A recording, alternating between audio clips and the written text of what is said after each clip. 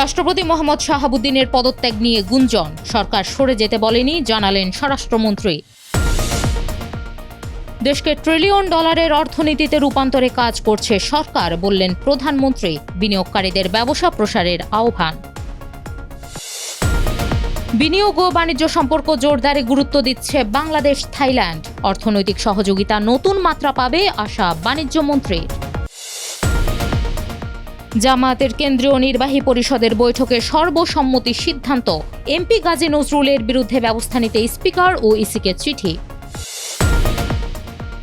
সিজেপির পদযাত্রায় সহিংসতার শুনানিতে রাজি দিল্লি হাইকোর্ট। আন্দোলন দমনে বাড়ি বাড়ি পুলিশের হানা, চাওয়া হচ্ছে লাইভ লোকেশন। স্বাগত জানাচ্ছি দ্য বিজনেস স্ট্যান্ডার্ডের নিয়মিত আয়োজন টিবিএস রাত ৮টার সংবাদে। সঙ্গে আছি আমি বর্ণা দাস। দেখছিলেন সংবাদ শিরোনাম, এবার বিস্তারিত। নির্দিষ্ট মেয়াদে ৩ বছর ৩ মাসের মাথায় এসে রাষ্ট্রপতি মোহাম্মদ শাহাবুদ্দিনের পদত্যাগের গুঞ্জন উঠেছে। ২২ জুলাই সন্ধ্যা থেকেই এমন আলোচনা ছড়িয়ে পড়েছে সামাজিক যোগাযোগ মাধ্যম সহ সব জায়গায়। দেশের বেশ কয়েকটি গণমাধ্যমে এ নিয়ে খবরও প্রকাশ হয়েছে। খবরে শিগগিরই রাষ্ট্রপতি পদত্যাগ করছেন বলে উল্লেখ করা হয়েছে। পাশাপাশি তার সম্ভাব্য উত্তরসূরি নিয়েও নানা খবর প্রকাশ করছে দেশের গণমাধ্যমগুলো। এদিকে ২৩ জুলাই বিষয়টি নিয়ে সাংবাদিকদের সঙ্গে কথা বলেন স্বরাষ্ট্রমন্ত্রী সালাউদ্দিন আহমেদ। তিনি জানান, রাষ্ট্রপতিকে পদত্যাগ করতে বলেনি সরকার, তবে তিনি চাইলে পদত্যাগ করতে পারেন। পদত্যাগ নিয়ে যেসব আলোচনা চলছে তা কেবল গুঞ্জন বলেও মন্তব্য করেন স্বরাষ্ট্রমন্ত্রী।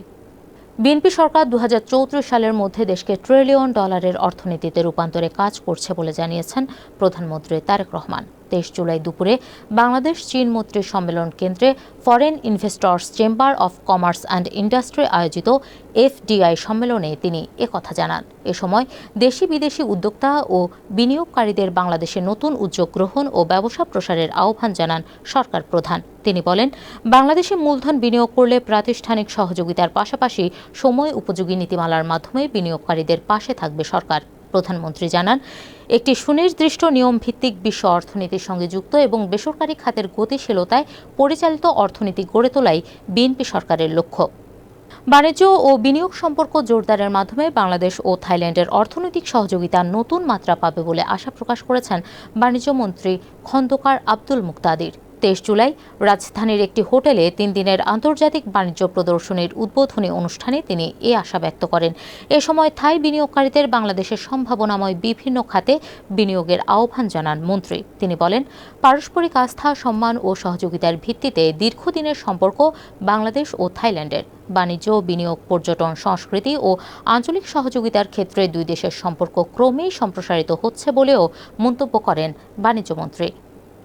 সামাজিক যোগাযোগ মাধ্যমে ব্যক্তিগত মুহূর্তের ভিডিও ছড়িয়ে পড়ার পর সাতক্ষীরা ৪ আসনের এমপি গাজী নজরুল ইসলামকে দল থেকে বহিষ্কার করেছে বাংলাদেশ জামায়াতে ইসলামী। বহিষ্কারের সিদ্ধান্ত ২৩ জুলাই বিকেলে জাতীয় সংসদের স্পিকার ও প্রধান নির্বাচন কমিশনারকে চিঠি দিয়ে অবহিত করেছে দলটি। চিঠিতে গাজী নজরুল ইসলামের বিষয়ে প্রয়োজনীয় ব্যবস্থা গ্রহণের জন্য ইসিকে বলা হয়েছে। সম্প্রতি সাতক্ষীরার এমপি গাজী নজরুল ইসলামের বিরুদ্ধে বিভিন্ন সংবাদ মাধ্যমে প্রকাশিত খবরের বিষয়ে পরিচালিত সাংগঠনিক তদন্তে তার নৈতিক স্খলন প্রমাণিত হয়েছে। এর পরিপ্রেক্ষিতে গঠনতন্ত্রের ৬২ নম্বর ধারা অনুযায়ী তাকে দল থেকে বহিষ্কার করে বাংলাদেশ জামায়াতে ইসলামী।